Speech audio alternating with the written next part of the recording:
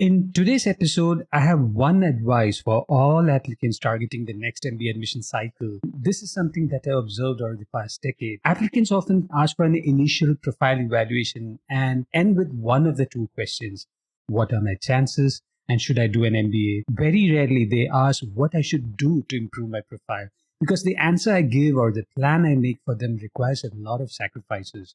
The sacrifice of weekends, the sacrifice of time with your loved ones, and a complete commitment to achieving the goal of getting into a top school.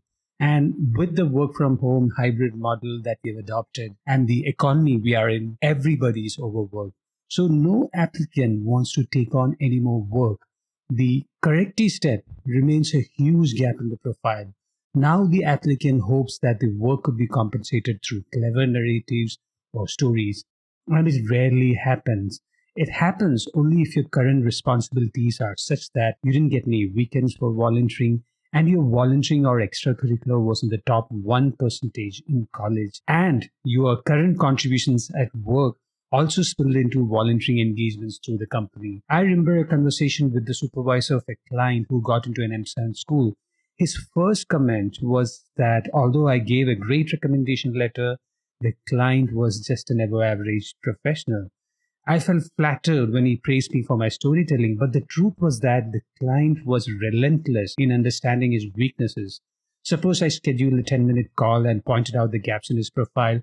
The next day, he would come up with a list of nonprofits where he could work. Then we would analyze the story that could be crafted around the engagement, whether it complements or supplements his day job. When he faced rejection in an interview that he was supposed to convert, he came to me and we analyzed all the answers. We concluded that when the interviewer provoked the client with a stressful question, he lost his cool. He noted down his weakness and requested me to deliberately ask pointed questions, and this time he managed to keep his cool. He wanted complete and honest feedback on his weaknesses. He was willing to do any corrective work to improve his profile. So when the supervisor commented that the client was an above average professional, I just wanted to share what he did to improve himself and be in a position to win. This quality will help you. 100% commitment. Another common question is how to persuade my supervisor to write a good recommendation letter. This brought back my experience working with 3 research writers at FNGMAT. One person did the bare minimum, and within a short period, the person just couldn't handle the creative and productivity expectations.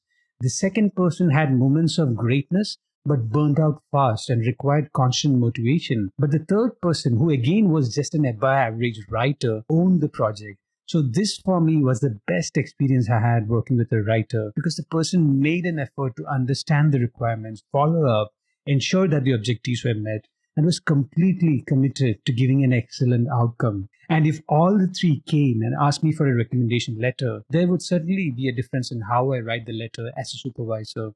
It is rare to find someone who commits 100% to the task, especially in our highly distracted world. So if you want to persuade your supervisor, May to December should be a time frame where you get noticed in your team or in your company. Give your 100%. The supervisor will have no option but to write a great recommendation letter. They will notice your commitment and your work. I hope you got value from my advice. I'm Atul Jose. You can always reach out to me through store.fngmat.com/contact-fngmat for advice on career planning or improving your profile. See you in the next Ask Atul Jose series.